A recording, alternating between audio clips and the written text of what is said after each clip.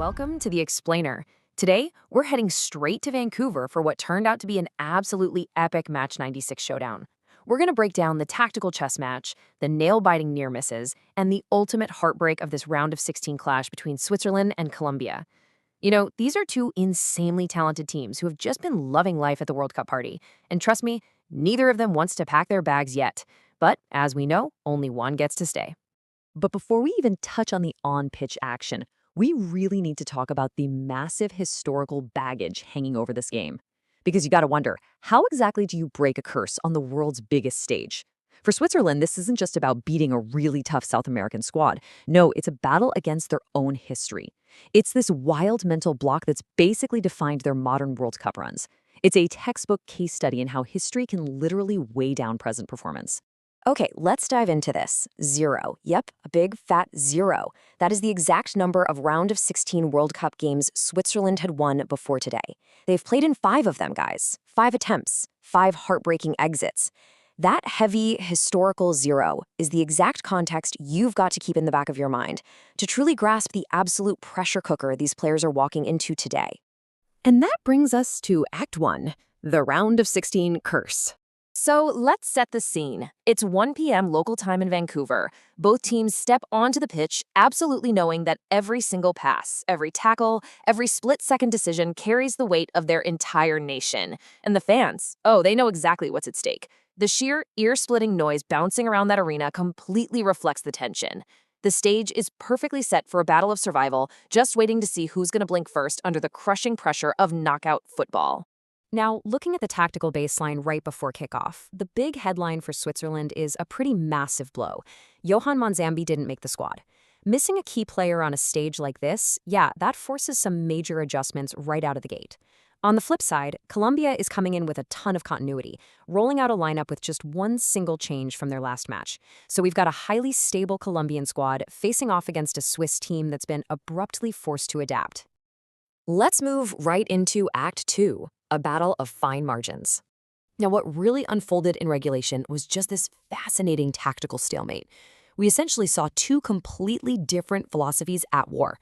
On one hand, Colombia leaned heavily into individual brilliance. You've got Luis Diaz using that electric pace of his to hit the touchline, just terrorizing defenders, and James Rodriguez dropping set pieces right on the money.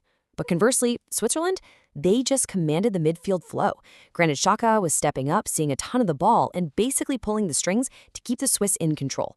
It was this classic clash, sudden, lightning-fast South American flair going up against methodical, structured European midfield play.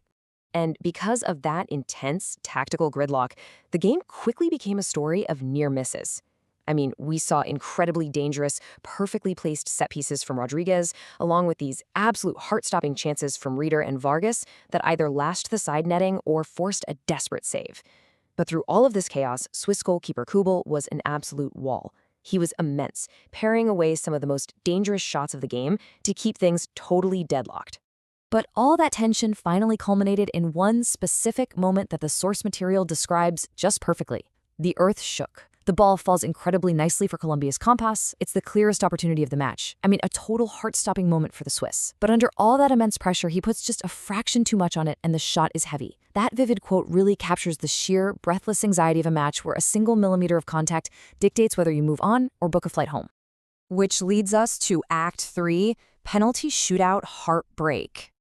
So, with neither side able to capitalize on those razor-thin margins in regulation, we enter the ultimate climax, the 12-yard lottery.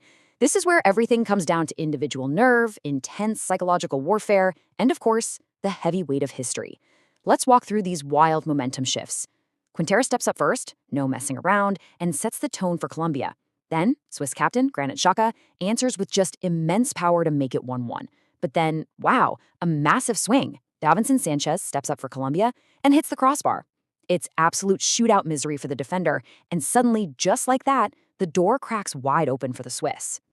Actually, let's pause here for a second to look at the human element, which is perfectly captured by this quote about Xhaka's penalty. You saw the relief on Granit Xhaka's face. You know, even for a player of his caliber, a midfield maestro who'd been pulling the strings all game, the shootout is just a completely different beast. For a terrifying split second, when the keeper actually got a hand to his powerful shot, Xhaka was genuinely worried. Seeing that immense relief really highlights the intense psychological toll, proving that even world-class pros struggle to carry that level of historical pressure. So the real story here is how Switzerland actually seized that advantage. Right after the Sanchez miss, Ziggy Andy steps up and delivers this incredibly cool, calm finish to give the Swiss the lead. Then Kubol, who, remember, had been an absolute rock all game, makes a massive diving save on Colombia's next penalty. Following that up, an incredibly pumped Eden steps up under some serious pressure and just thumps it straight down the middle. Suddenly, Switzerland is standing right on the precipice of history. But hey, Colombia isn't done just yet. Luis Diaz steps up, we see that familiar stuttering run-up of his, and he scores, keeping Colombia's pulse beating for just a few seconds longer. He puts the pressure right back on the Swiss.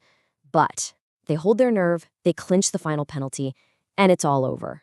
Against all the odds, and completely defying their own history, Switzerland are heading to the quarterfinals. And that brings us to the final chapter. Next stop, Lionel Messi. The curse is officially broken, guys. 5 previous attempts, resulting in 0 wins, finally shattered amidst the roaring noise of Vancouver. But, this is the World Cup. Your reward for doing the impossible is usually just an even harder task in the next city. So the brackets are set, and the million-dollar question immediately becomes, who exactly awaits this newly victorious, curse-breaking squad when they travel down to Kansas City? A quarter-final date with Lionel Messi and Argentina? Talk about the ruthless nature of this tournament, right? You conquer your own historical demons, you survive a grueling tactical stalemate, you endure the heart-stopping anxiety of a penalty shootout, and your grand prize is a matchup against one of the greatest players to ever touch a football, backed by a fiercely talented Argentine squad? Which leaves us with one final, pretty compelling thought to wrap up today's explainer. Switzerland proved today that they can conquer the fine margins, they can hold their ground when the earth shakes, and they can finally win a shootout to break a decades-old curse. But the real question is, can this historic, hard-fought momentum actually carry them past Lionel Messi? Well, we're going to find out in Kansas City. Thank you so much for joining me to unpack this thrilling match. Keep learning, keep analyzing, and I'll catch you in the next explainer.